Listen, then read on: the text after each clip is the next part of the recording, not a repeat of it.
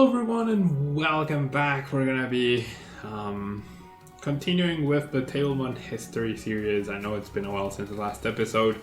There's no rush, right? There's no rush, and if you wanna get a recap, I do have a playlist on my channel for with all the episodes. Should be easy to find. But yeah, so last time we picked up going back through my 2005 Worlds Report, where I got third place, my highest placing at the World Championship yet. My next highest placing was more recently in 2017, getting 7th place with Gardevoir GX. And so going into the 2005-2006 season, Fire Red, Leaf Green was not the set that got released. We started getting the Holland sets, which featured things like the Holland's Castform, the Holland's Magnemite, and Holland's Magneton. We started getting the star cards such as Latias Star. We started getting like the whole thing about the Holland region is that, and the Delta species Pokemon, is that Pokemon were different types, right? So we had Lightning type Charizard, Lightning type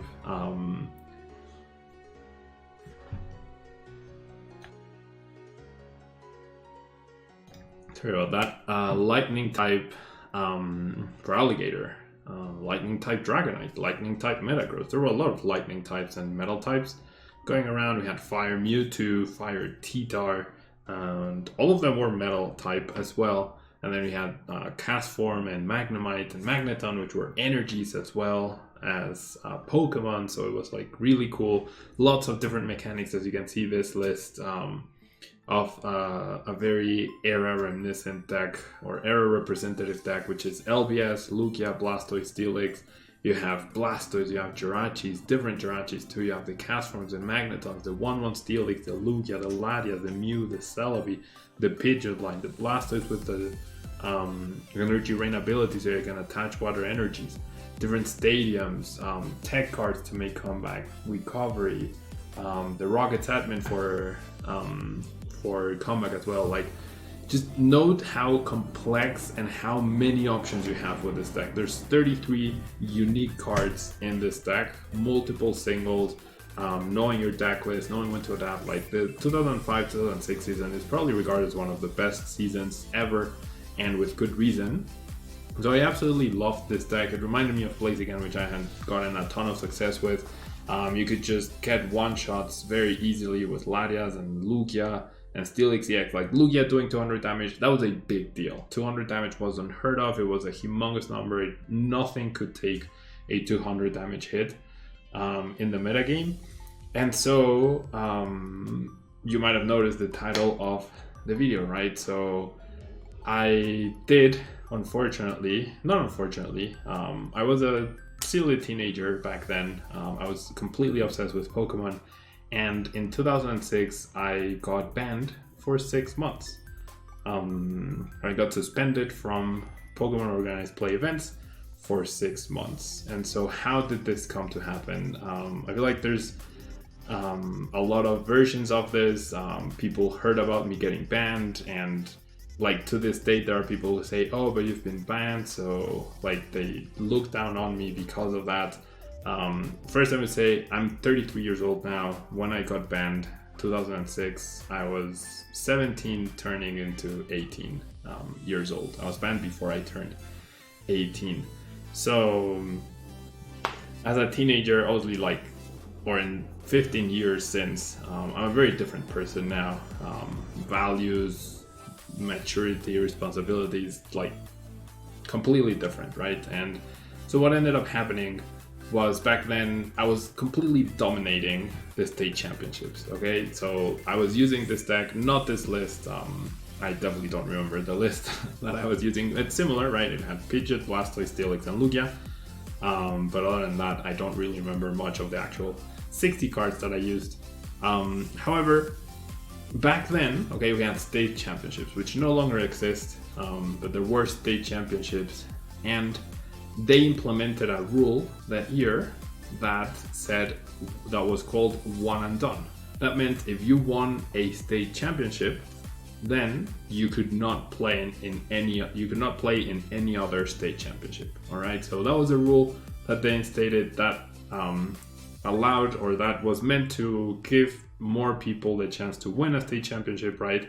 Because you had like these really good players. The last season at the state championship, you had these really good players just traveling to 3, 4, 5 different states and winning them. And so people were disappointed and people were complaining. So they instituted this one and done rule, which was later completely taken away, which I'm glad, because it made no sense. So they did this rule, right? And so in Mexico, we had a total of 3 state championships, either 3 or 4, I don't remember. So I was aware of this rule, right? And this is the year that I graduated high school as well. So I knew that my graduation trip, which is like a thing you do here in Mexico, you graduate from high school, you take a trip with your high school friends, was going to happen on the same weekend as Mexico Nationals. So the factors that contributed to my suspension were, I knew that I wasn't going to attend the national championship. Therefore, one of the prizes from winning state championships was a stipend when you attended nationals. So I knew that I wasn't going to play the national championship. And then I already had my Worlds invite, so I didn't need to play the national championship, right? Since I got 3rd place the year before, I already had my trip secured, my event secured. I didn't need to play the national championship. I didn't need to qualify for Worlds. I was already qualified. So the state championships were essentially the last part of the season that mattered to me in terms of playing Pokemon, right? Because I wouldn't be able to go to nationals. I would still practice for that format and practice for Worlds, but I wouldn't be able to play the national championship.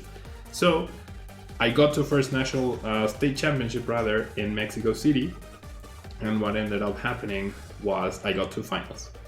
And so knowing this rule, I told my opponent, listen, I can't attend the national championship, so if I beat you, if I end up winning the finals, the stipend will go to waste. Yeah, like you won't win the stipend, I can't go, so the stipend will go to waste. So why don't we split the prizes? Yeah, in my mind there was nothing wrong with that, and I told them, and we'll let you win, you get the stipend, right?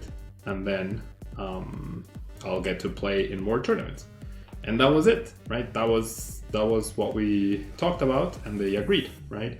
I definitely think that at the time, with my 3rd place at Worlds, I was getting to these finals like completely undefeated. Just I could basically like cover my eyes, and I was winning at Pokemon. It was like the game was very, very skill based, and that's when I was like practicing the most I've ever practiced probably. And I was very motivated. With my 3rd place at Worlds, I was really eager to compensate for my decking out and become world champion the next year.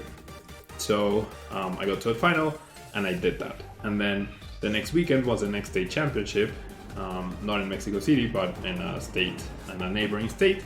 And what did Pablo do? I played in a tournament, and I did really well. I got to the final against a different opponent, of course, because the previous opponent could no longer play. And I did the exact same deal, right? So I did it twice. And then next weekend, another state championship in Puebla. And what happened? I got to the final again, and I did the exact same thing. So 3 state finals where I split the prizes. Obviously that's not allowed. It was considered collusion. It is collusion, I reckon. Like I said, 17-year-old Pablo, from my heart, I genuinely just wanted to play more Pokemon. Of course, the stipend, like my mind was just trying to squeeze the most juice out of that lemon, if you will. But what I really wanted was to just play more Pokemon, because I wasn't going to play in the national championship. States were like in April, and I just wanted to play more, right? I was like really hyped on Pokemon. I was playing every weekend, playing every day. I just wanted to play more, right? So if I won one state championship, I would be able to play more, and I just wanted to continue playing.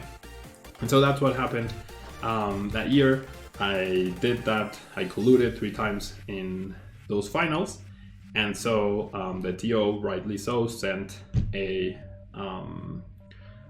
note, right, letting the people at Pokemon what I had done, and I definitely realized that what I was doing was not correct, right? When the situation was explained to me that I was colluding or not, And I also wrote to them, I explained to them the situation. Like I said, I generally just wanted to play more Pokemon, but they handed me a 6-month suspension from organized play, and that meant I had to forfeit the trip to Worlds that day, that year, which happened in Anaheim.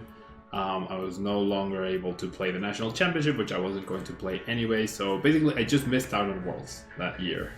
My suspension started, I believe, in April. It was like, I think states were in February actually, so my ban was in March, and it was 6 months, so it ended in September. So by the time the new season started, like maybe I would have missed like 1 weekend of city championships or something, but it basically meant I didn't get to play at Worlds that year.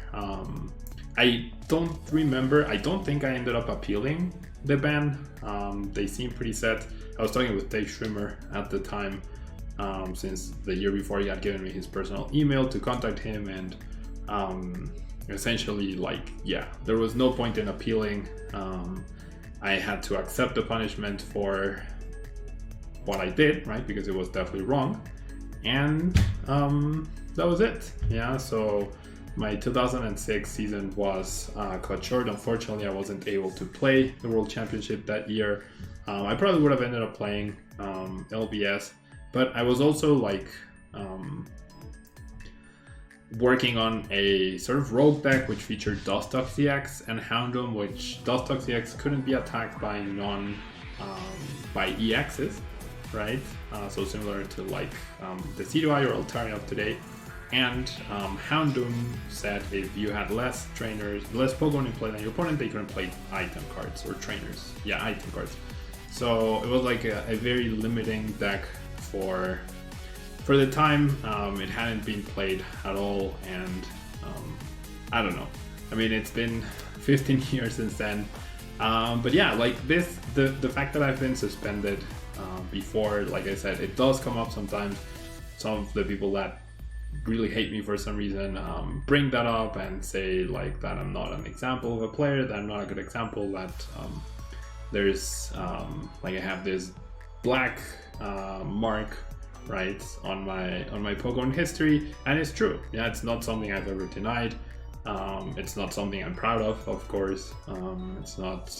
It's something that as a teenager going into adulthood you learn, right? You learn. We all make stupid mistakes. It was a silly and stupid mistake to make, and something that I learned from, right? So it is what it is.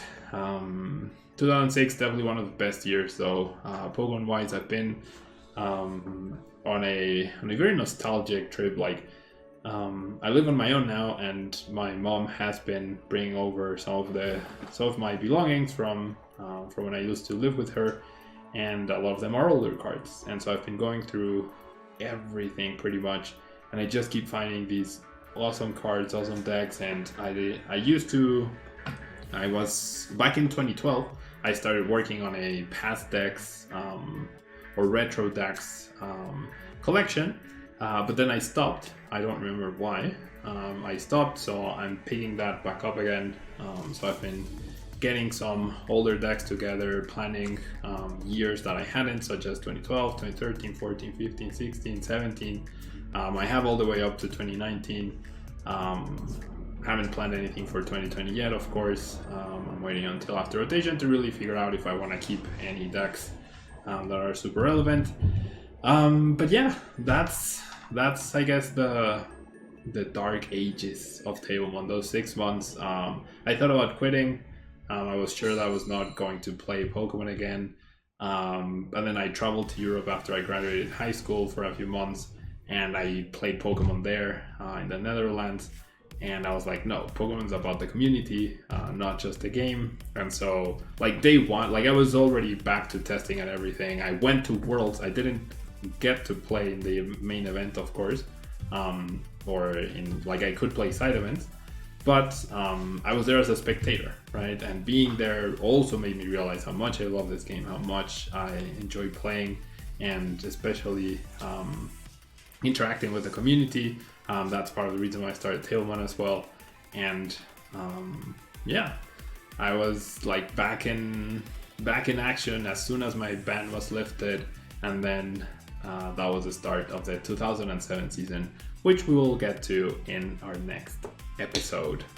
Thanks so much for hearing my rants or my things. I'm pretty sure like 99% of the people watching this video would not have heard about my ban. Will probably be very surprised about it, and like I said, I'm not bringing it up for any other reason other than something that happened 15 years ago.